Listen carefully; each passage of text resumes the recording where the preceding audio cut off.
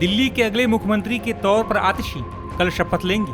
दरअसल अगले 6 महीने के अंदर दिल्ली विधानसभा के चुनाव होने हैं। हालांकि अरविंद केजरीवाल की पार्टी महाराष्ट्र और झारखंड विधानसभा चुनाव के साथ ही नवंबर में दिल्ली विधानसभा चुनाव कराने की मांग कर रही है। इस बीच आतिशी ने बिजली के मुद्दे पर बीजेपी को घेरा है।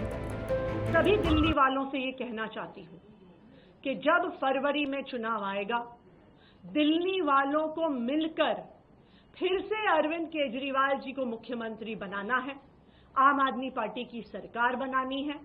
तभी दिल्ली में 24 घंटे बिजली और सबसे सस्ती बिजली आएगी।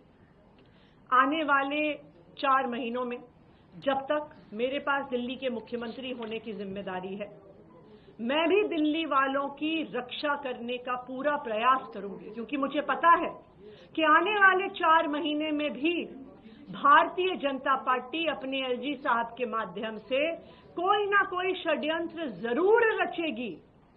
जो उन्होंने उत्तर प्रदेश में किया है, जो वो अपने सारे राज्यों में करते हैं, महंगी बिजली देने का। लेकिन मैं आम आदमी पार्टी की तरफ से, अरविंद केजरीवाल जी की तरफ से दिल्ली वालों को ये वादा करती हूं कि हम दिल्ली वालों के बिजली के बिल नहीं बढ़ाएंगे। बता दें कि तिहाड़ जेल से बाहर आने के बाद अरविंद केजरीवाल ने अपने पद से इस्तीफे की घोषणा की थी, जिसके बाद विधायक दलों की बैठक में दिल्ली के अगले मुख्यमंत्री के तौर पर आतिशी के नाम पर मुहर लगी थी। हालांकि इस बीच आम आदमी पार्टी विधानसभा चुनाव से पहले समीकरण साधने में लगी है। मीडिया रिपोर्ट्स के मुताबिक कल आतिशी के साथ ही मुकेश अहलावत भी मंत्री पद की शपथ लेंगे। इसके अलावा अरविंद केजरीवाल की कैबिनेट में शामिल रहे गोपाल राय, कैलाश गहलोत, सौरभ भारद्वाज और इमरान हुसैन भी शपथ लेंगे। बता दें कि मुकेश अहलावत दिल्ली के सुल्तानपुर माजरा से विधायक हैं। उन्हें आतिशी कैबिनेट में शामिल कर दलित वोटरों को साधने की कोशिश मानी जा रही है। हालांकि बीजेपी, कांग्रेस केजरीवाल के इस्तीफे और आतिशी की ताजपोशी पर लगातार निशाना साध रहे हैं।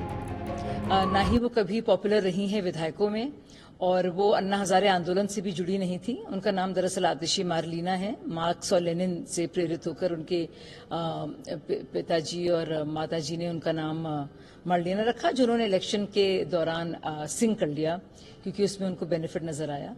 तो उन्होंने अपना जो लास्ट नाम जो 40 सालों का था, जब वो बदल लिया इलेक्शन के चलते, तो वो कुछ भी कर सकती हैं। बहरहाल उन्हें बधाइयां, क्योंकि मुख्यमंत्री बन रही हैं। लेकिन जानबूझ के केजरीवाल जी ने किसी भी सीनियर को नहीं ये रिस्पॉन्सिबिलिटी दी, क्योंकि वो जानते थे कि कोई और पावर सेंटर बन सकता है। अगर गोपाल राय होते या संजय सिंह होते या फिर सौरभ भारद्वाज या अन्ना हजारे आंदोलन के वक्त से शुरुआती दौर से लोग होते, तो जाहिर है उनकी पकड़ पार्टी पर और उनकी लोकप्रियता भी ज्यादा होती। तो जानबूझ के इन्होंने इनको बनाया है, ठीक वैसे ही जैसे सोनिया जी ने मनमोहन सिंह को बनाया था, प्रणब मुखर्जी को नहीं बनाया था। तो ये सोचने वाली बात है। उसके अलावा देखिए, बहुत ही जल्दी ट्रायल शुरू होगा। अब इस्तीफा पहले भी दे सकते थे केजरीवाल जी, लेकिन इस्तीफा अब उन्होंने इसलिए दिया है क्योंकि अभी ट्रायल शुरू होगा। ट्रायल में दूध का दूध, शराब का शराब सामने हो जाएगा, लोगों को पता चल जाएगा क्या असलियत है। तो इसके चलते उन्होंने जनता में जाकर सहानुभूति बटोरने के लिए एक और नया पैतरा खेला है। देखिए, तो वही नौटंकी करने वाली एक नौटंकीबाजों की एक जमात इकट्ठी होने जा रही है, जो अरविंद केजरीवाल जी पिछले 10 साल से करते आए हैं। शराब घोटाले में दलदल की तरह फंसी हुई आम आदमी पार्टी अपने वजूद को बचाने के लिए, अगले चुनाव की हार को देखते हुए, अब ये सारा ठीकरा जो है आतिशी के सिर पर फोड़ा जा सके, इसलिए किया गया है ताकि अरविंद केजरीवाल कह सकें कि मुझे तो पता नहीं था।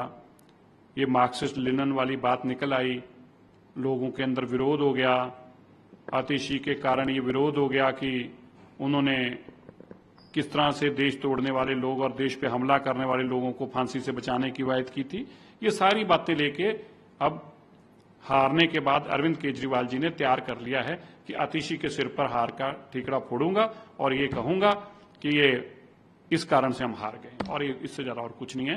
सो कल की जो शपथ ग्रहण है, ये आने वाली हार का ठीकरा फोड़ने के लिए ये पूरी कैबिनेट तैयार की गई है, ताकि इनके सिर पर हार का ठीकरा फोड़ा जा सके जब 10-12 सीटें। बीजेपी के साथ साथ अब कांग्रेस भी खुलकर आम आदमी पार्टी पर हमले बोल रही है। हाल ही में कांग्रेस नेता संदीप दीक्षित ने केजरीवाल पर तीखा प्रहार किया था।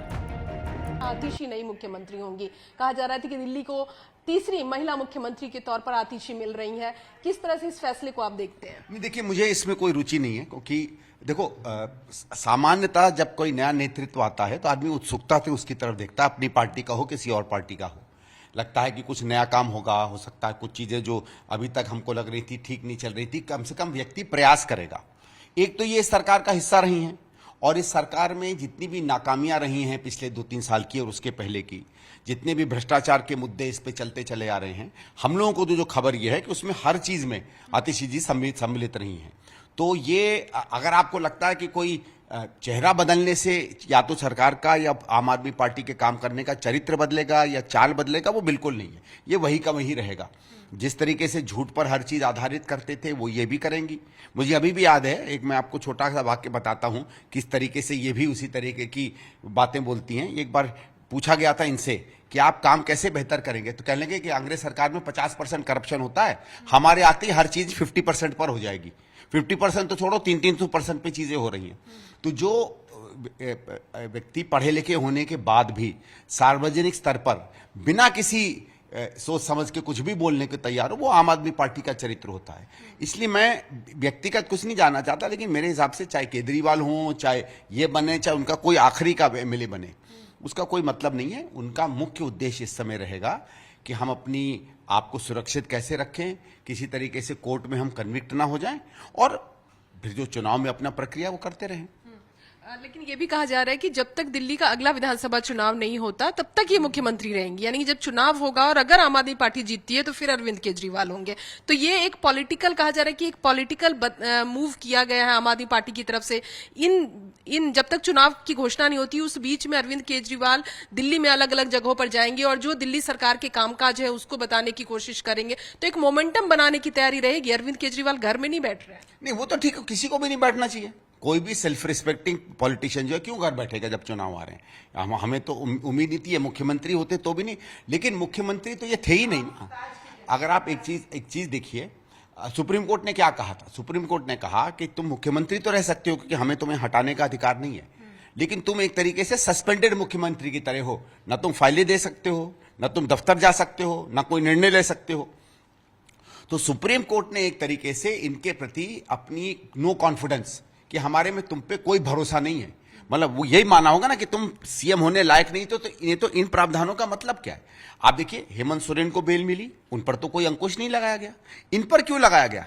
इनको क्यों कहा गया कि आप दफ्तर मत जाइए? इनको क्यों कहा गया कि आप फाइलें मत साइन करिए? सुप्रीम कोर्ट ने यह कहा कि बेल लेने लायक तो आप हो, और वो सही बात है, बेल मिलनी चाहिए, हम तो हमेशा बेल के समर्थन में लेते हैं। लेकिन जिस परिस्थिति में आप हो, जिन घोटालों में आप लिप्त हो, आपका जो चरित्र रहा है, सुप्रीम कोर्ट का यह कहना था कि आप लायक ही नहीं हो मुख्यमंत्री बनने के। तो ये मुख्यमंत्री बनते भी तो कुछ नहीं कर पाते, तो मुख्यमंत्रीशिप तो इनको बदलनी थी। तो अब एक स्थिति को ये पॉलिटिकली मैनेज करने की कोशिश कर रहे हैं। और जैसे मैंने कहा, ये रहे कोई और रहे, 1 महीना 6 महीना रहे, मुख्यमंत्री तो केजरीवाल ही रहेंगे।